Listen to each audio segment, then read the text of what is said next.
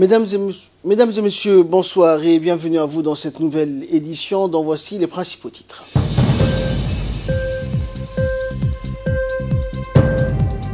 L'Assemblée nationale donc a tenu ce matin un débat sur la politique générale du gouvernement. Et 5 pays européens rejettent la décision américaine de reconnaître la souveraineté d'Israël sur le Golan. C'était donc les titres. Merci à vous de nous rejoindre. L'Assemblée nationale donc a abrité ce matin le traditionnel débat qui fait suite au discours de politique générale du gouvernement prononcé donc par le Premier ministre Abdelkader Kamel Mohamed. Cette séance plénière était placée sous l'égide du président de l'Assemblée nationale. Cet exercice au nom et dans l'intérêt du peuple vise à analyser, surveiller, discuter et vérifier l'activité du gouvernement, va ainsi s'assurer donc que la politique et l'action du gouvernement sont efficaces et adaptées aux attentes des citoyens. Écoutons donc le président de l'Assemblée nationale, Mohamed Ali Hamad, qui a évoqué donc les dispositions constitutionnelles et réglementaires s'appliquant pour une organisation dans de bonnes conditions du débat sur la politique générale du gouvernement avant d'appeler les membres du gouvernement et les parlementaires de s'y conformer.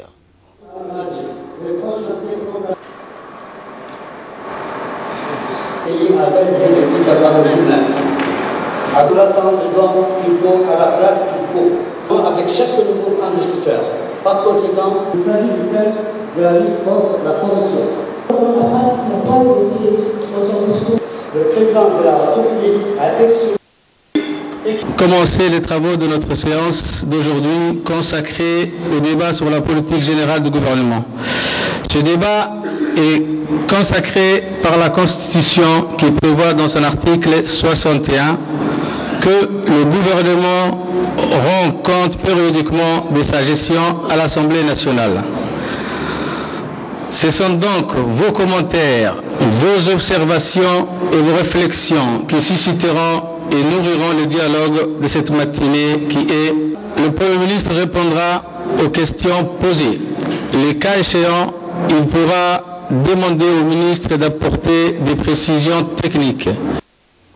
Et durant la séance d'aujourd'hui, les parlementaires n'ont pas manqué donc d'interroger les membres du gouvernement sur les différents points qui étaient à l'ordre du jour. Peut-on avoir plus de détails sur l'état du lieu de la mobilisation du financement du PDR, qui est le programme de développement régional, et de leur mise en œuvre? Merci de votre attention. Comment expliquer l'insuffisance ou la non-amélioration de la qualité de réception de la radio au niveau national? Dans ce respect politique du gouvernement, ma première question porte sur les écoles et les doctoires délabrés. Quelles sont les réformes elles seront réformées ou renouvelées, toutes ces écoles, tous ces doctoires délabrés, monsieur le ministre? Y a-t-il un budget ou une prise en charge prévue à cet effet? Il m'est personnellement arrivé, monsieur le ministre, de croiser une patiente en grande souffrance, embarquée sur un brancard à bord du ferry, reliant Obok à la capitale. Et la malheureuse a succombé à sa maladie pendant le trajet, faute d'avoir pu, bien sûr, bénéficier des soins appropriés à temps.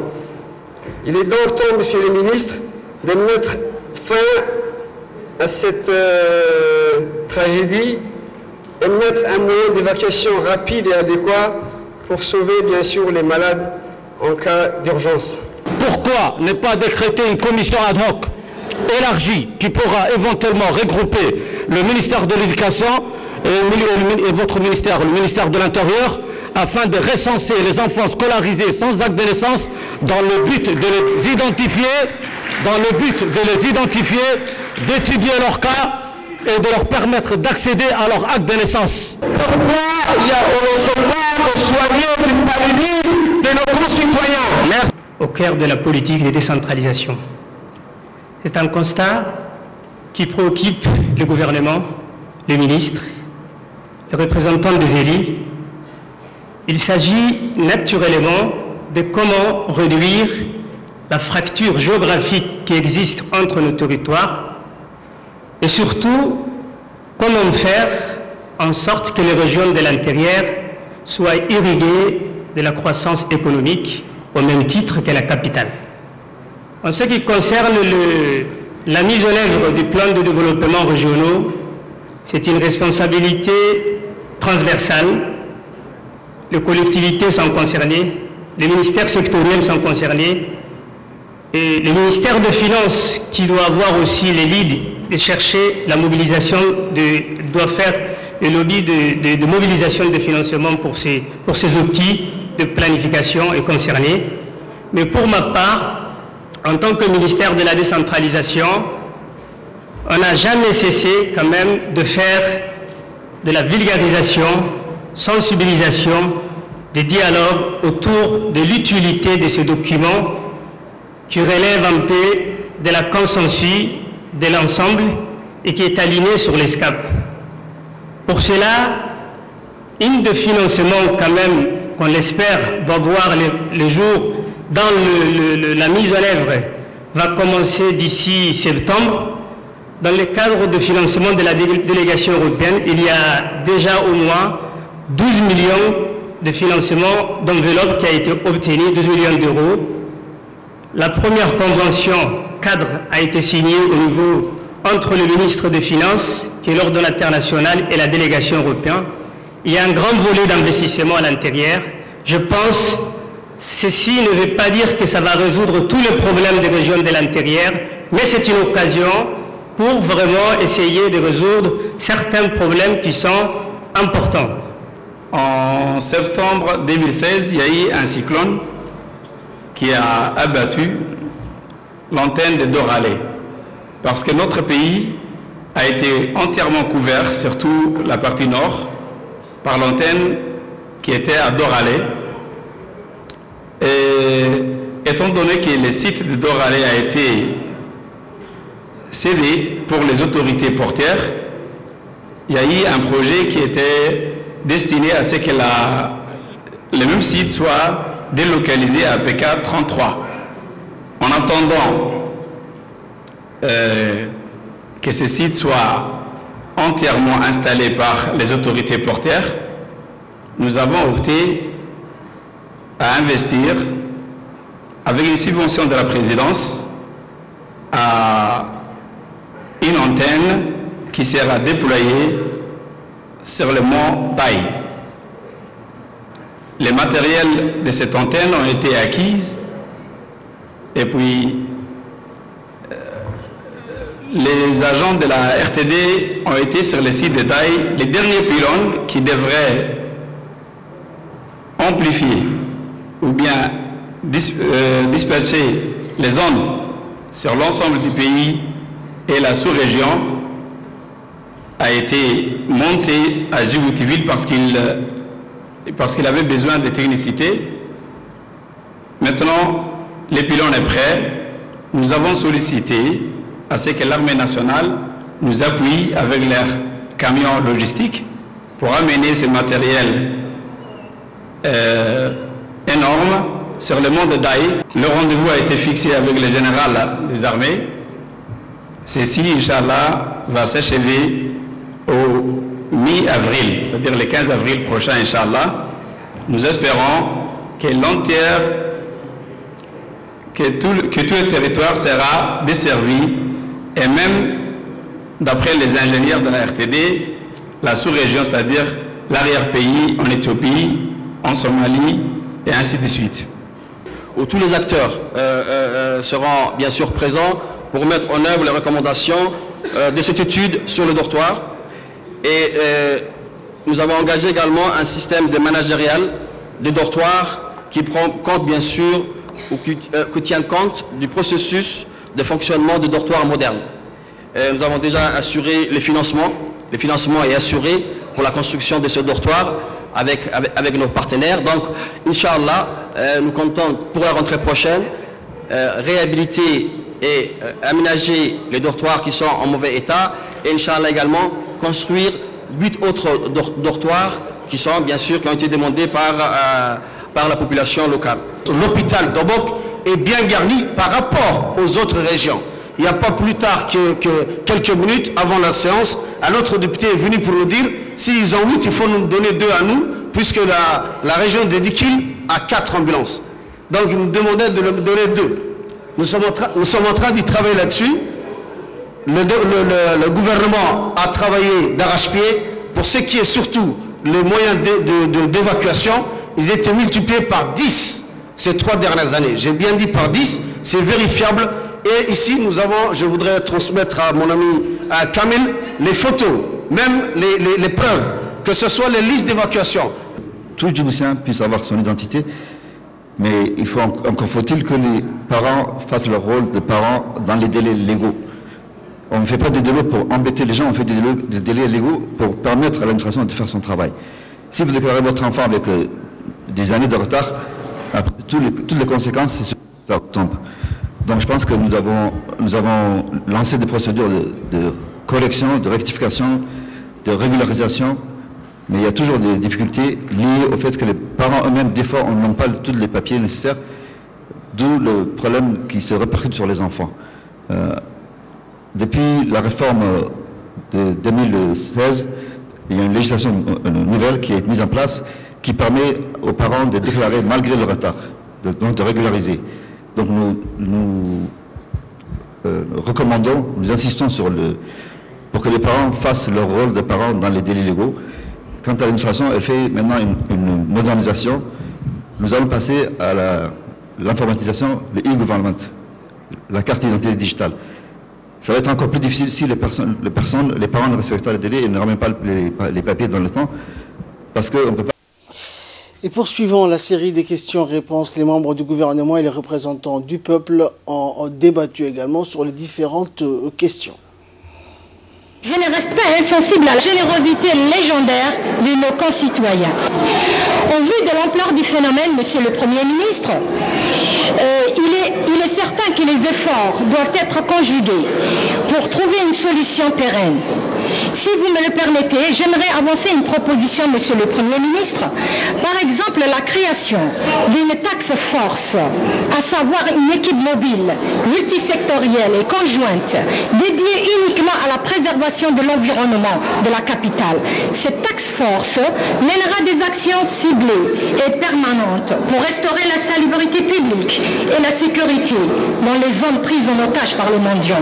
De même, elle fera le tri entre les migrants économiques qui doivent être refoulés et les réfugiés qui doivent demeurer dans les zones dédiées à cet effet. Madame la députée, Safia, vous avez parlé de mendicité. Nous sommes dans une région qui connaît des conflits permanents, qui connaît la misère, qui connaît la sécheresse. Donc nous avons des populations flottantes, essentiellement étrangères et indéterminées, qui sont dans nos rues. Aucun État ne peut résister à une masse de mendiants ou de pauvres, parce qu'il y a deux options, soit on les laisse mourir, soit on les aide. On a choisi de les aider, on a choisi de contribuer un temps un peu à leur bien-être, mais nous n'avons pas la capacité aujourd'hui d'accueillir tous les réfugiés du monde dans des centres spécialisés. Même si nous avions la capacité, je ne pense pas que tous souhaitent être pris en charge. Je pense que la mendicité nous touche tous. C'est un problème qui est sérieux, mais ça ne touche pas que Djibouti, ça ne touche pas que le tiers-monde. Ça touche partout, tous les pays du monde. Vous allez dans n'importe quelle capitale, vous verrez la mendicité. La mairie essaie de gérer à chaque fois, de trouver des solutions. Le commune essaie de gérer, mais c'est une question de moyens. Mais c'est également une question de conditions régionales ou générales. Ça ne concerne pas que Djibouti. Et je crois que nous avons nos valeurs spécifiques à Djibouti, basées sur la religion d'abord, sur la charité, sur la fraternité, qui font que nous ne nous empêchons pas nous ne pouvons pas nous empêcher de donner, même s'il y a des structures, donc ça facilite également peut-être la mendicité, mais nous sommes comme nous sommes. Et clôturons la série des interventions. Le Premier ministre Abdelkader Kamil Mohamed a également réagi sur la politique générale du gouvernement. Je vous propose de le suivre. Nous avons proposé des solutions. Ces solutions, nous avons aménagé des terrains uniquement pour cette question-là. Et nous avons proposé les nouveaux terrains que nous avons aménagés où il y aura tout le réseau, c'est-à-dire réseau électrique, réseau eau potable, tout serait là, les terrains sont déjà aménagés, sont déjà faits. Sauf que certaines personnes ne veulent pas de cette solution, dont il fait partie lui-même, qui veulent coûte que coûte récupérer son terrain sur lequel effectivement il y a une autre personne qui a construit. La question, si on rentre à décaser et tout ça, on n'en sort pas. Donc il vaut mieux, la solution que nous vous avons proposée, il faut les prendre. En plus de cela, ces terrains, ils sont dans un environnement meilleur que celle que vous réclamez aujourd'hui. Puisqu'il y a de l'espace, et cet espace est mieux que l'endroit où vous demandez, parce qu'actuellement là-bas c'est devenu vraiment un endroit congru. Nous avons des équipements neufs, nous avons des gens qui sont formés ici à Djibouti et à l'étranger, des médecins, des spécialistes. Nous n'avons pas à dire « oh, nous n'avons pas assez de médecins ». Peut-être que nous n'avons pas assez de plateaux techniques parce qu'ils coûtent énormément cher. Mais nous y arriverons parce qu'il y a la volonté politique qui est là. Ça, il faut le savoir. Le cas du paludisme, ça touche tout le monde, ça touche tous les pays d'Afrique. Mais nous allons encore baisser. Et vous allez voir, d'ici quelques mois, d'ici une année, nous allons baisser le cas de palu dans le pays. Parce que nous sommes déterminés à aller de l'avant. Toujours en nouvelle nationale, le ministre de la Justice et des Affaires pénitentiaires chargé des droits de l'homme, Momin Ahmed Cher, a reçu le nouvel ambassadeur de la République démocratique fédérale d'Éthiopie à Djibouti, Abdelaziz Mohamed Ibrahim. Le ministre a souhaité la bienvenue à l'ambassadeur et lui a souhaité également un plaisant séjour à Djibouti. Il est revenu sur les relations que la République de Djibouti entretient avec ce pays voisin et ami qui est la République de l'Éthiopie. L'ambassadeur a tenu à souligner l'exemplarité des relations que les deux pays entretiennent et a émis le souhait de renforcer la coopération judiciaire et l'échange d'expériences pour le bénéfice de tous. Le ministre de l'Équipement et des Transports, Mohamed Abdelkader Moussa Helim, a reçu donc le vice-président de l'université de Tianjin dans son cabinet. Et était présent le directeur de la société JV Krek, Hugues, et Hassan Kamil, directeur général donc adjoint de la société éthiopienne Djiboutian Railways. Les discussions ont porté sur la formation des jeunes techniciens et ingénieurs dans le domaine du ferroviaire et le partage d'expériences avec l'université de Tianjin en Chine. Notons également que l'université de Tianjin a déjà formé la vague d'ingénieurs et techniciens supérieurs qui travaillent actuellement dans la nouvelle ligne de chemin de fer Djibouti-Éthiopie. À Addis Abeba, les activités de la mission égyptienne se poursuivent au bloc opératoire de l'hôpital Dr Absiye. Plusieurs centaines de personnes ont saisi cette opportunité en affluant massivement donc, de toute la région d'Addis Abeba, mais aussi d'ailleurs pour profiter pleinement de ces prestations gratuites qui leur sont offertes dans le cadre de la coopération sanitaire entre Djibouti et la République sœur d'Égypte. Le ministre de la Santé s'est déjà rendu sur place en compagnie de l'ambassadeur d'Égypte, Ahmed Adel Subhiyet, de plusieurs cadres du département de la santé pour s'enquérir du bon déroulement des activités. Accueilli par les autorités locales et le directeur de l'hôpital régional Mohamed Sougé, le ministre et sa délégation ont pu visiter donc les différents services et donc pour constater le succès qu'a rencontré cette louable initiative médicale. L'impact que tout le monde veut pour soigner nos confrères djiboutiens et que aussi leurs collègues peuvent profiter de leur expertise.